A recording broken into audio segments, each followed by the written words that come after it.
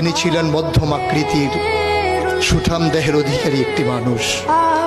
তার চুলগুলো ছিল ঘাড় পর্যন্ত প্রলম্বিত, হালকা হালকা কোঁকড়ানো।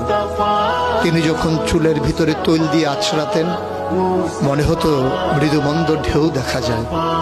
তার কপাল ছিল চওড়া, ভ্রুগুলো ছিল জোড়া ভ্রু, ধনুকের মতো বাঁকা। চোখের পাতাগুলো ছিল ফুটন্ত গোলাপের গোলাপি রঙের এক একটি পাপড়ির মতো।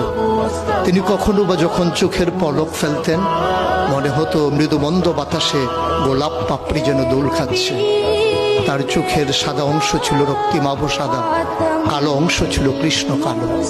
তার নাকটা ছিল খাড়া, নাকের ছিদ্রগুলো ছিল ছোট ছোট। নাকের নিচে ছিল সরু চিকন গোঁফ, গোঁফের নিচেই সেই গোলাপি রঙের ঠোঁট।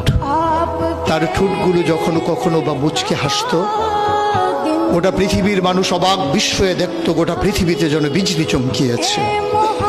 তিনি কখনো বা যখন এই রাস্তা দিয়ে হেঁটে যেতেন, 1 মাস পরেও কখনো যখন সাহাবা হাঁটতেন, তার গায়ের জান্নাতি গন্ধ তারা পেতেন।